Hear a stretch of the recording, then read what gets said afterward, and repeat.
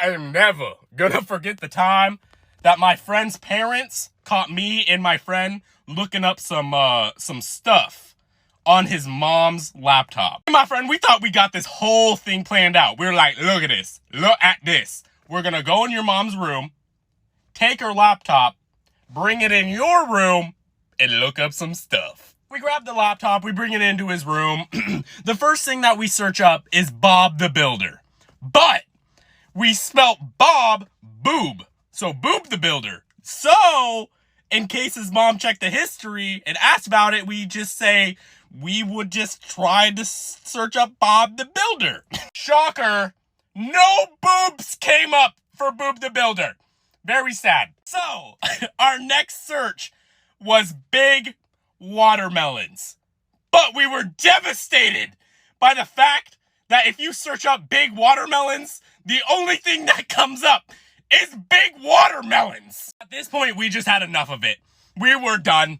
We were like, come on, man. What is a couple of young fellas gotta do to see some knockers? You know what I'm saying? We went straight from searching big watermelons to just searching the main site. You know what I'm saying? The main site. Not 2 minutes of us being on this site, his mom busts through the door. What? What are you guys doing in here? I've never seen someone close a laptop as fast as my friend did. Just, I was sitting there like, oh shit, that wasn't suspicious at all. His mom rips the laptop out of his hands, opens it up. Luckily, the main site tab was closed.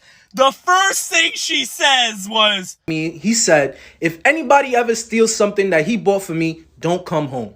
So as a 9 or 10-year-old, that stuck with me. I remember on one particular day, I asked my dad for a pencil case. Now, I don't know if he bought it or if he got it somewhere. The point of the story is he bought me a pencil case. Inside that pencil case was a box cutter and a couple other pencils. So on this particular day, I remember being in class and I remember playing with this box cutter. I was playing with it for a little bit, but I didn't want people to know that I had it, so I tucked it back into the pencil. I remember this one kid named Ty came up to my desk. He snatches the pencil that I have on my desk from me. So I literally do the unthinkable when he snatches the pencil. I reach into my pencil case. Alright, this is part 2 on how I got suspended in elementary school again. So I do the unthinkable. I pick up the blade and I tell him, give me my pencil back. Now this was a ballsy move on my part. Ty was one of those kids that was 5'9" in elementary school. He was out here snatching food and being rude. However, I think what helped is the day before I was motivated by this Naruto clip. You ever lay a hand on my sensei, I'll kill you. So Ty doesn't listen when I say give me back my pencil. So I decide to take the blade and I hit him with the After I hit him with the he began screaming in pain because the thing that circulates throughout your body began to leak out. At this point, the whole class is looking at me with amazement because I just got back the school bully. I remember hearing kids in the back classroom saying, that's what you get, Ty. A couple girls was even like, that's my boyfriend, T. But then, of course, the teacher came. Alright, so here's part 3 on how I got suspended in elementary school again.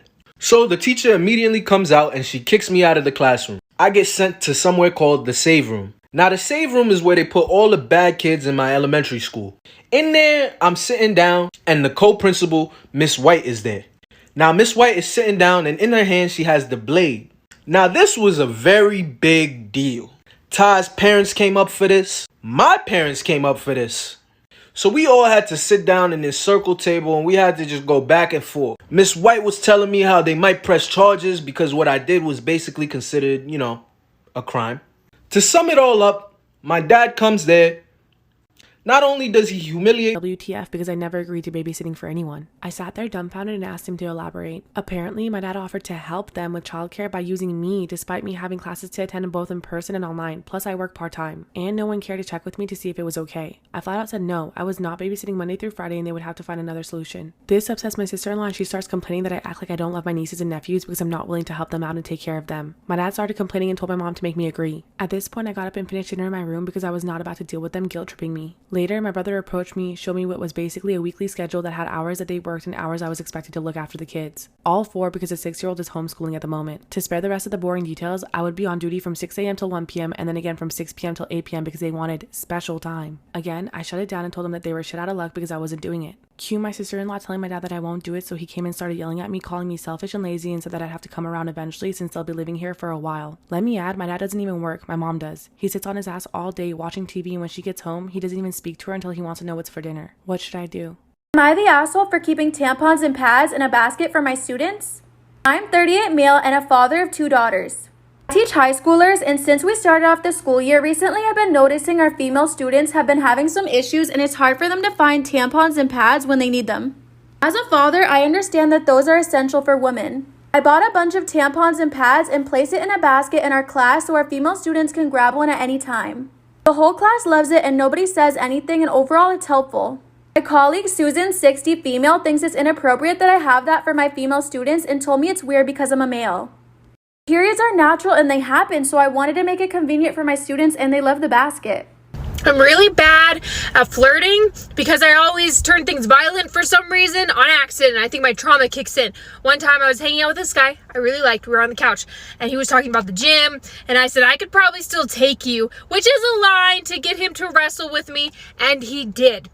And even though I initiated it, he was winning, and so I pulled my legs back, both of them, and I kicked him in the chest into his own coffee table, and the coffee table separated into 2 pieces, and I was more worried about the coffee table for some reason than I was about him. He was on the floor, as was the coffee table, and I was like, oh no, your mom bought this coffee table, she's gonna kill us, what are we gonna tell her? And he said, is my back bleeding? And I was like, do you have any wood glue? I think I can fix it. Is it technically a trauma if, oh, I burped.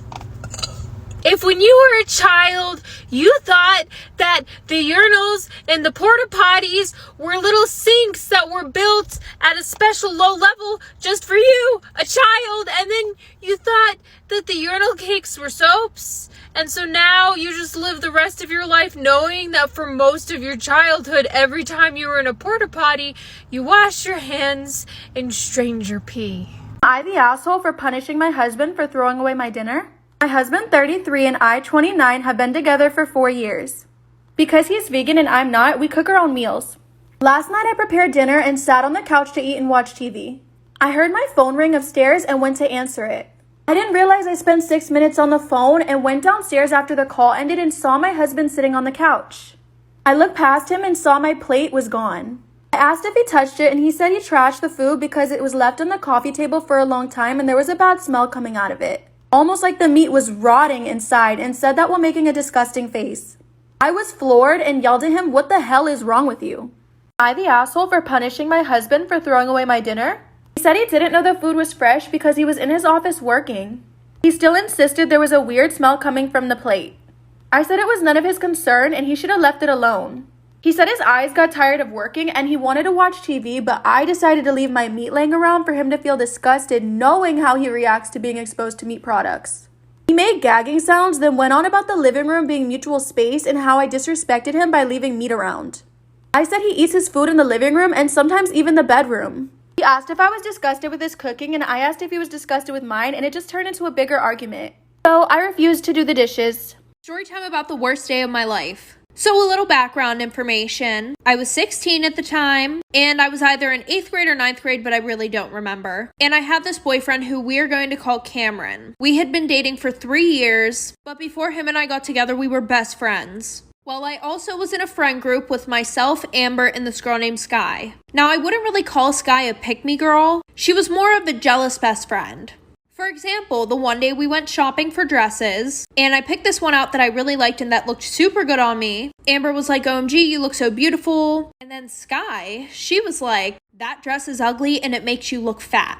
Well, after that, I told her I didn't care what she said and that I was going to get the dress anyways. Well, she didn't like the fact that I wasn't going to listen to her, so she didn't talk to me for 2 whole weeks. And then after, she texted me saying that she forgives me, even though I didn't apologize, but okay. Well then, me being stupid, I introduced her to my boyfriend. Bad idea, like for part 2.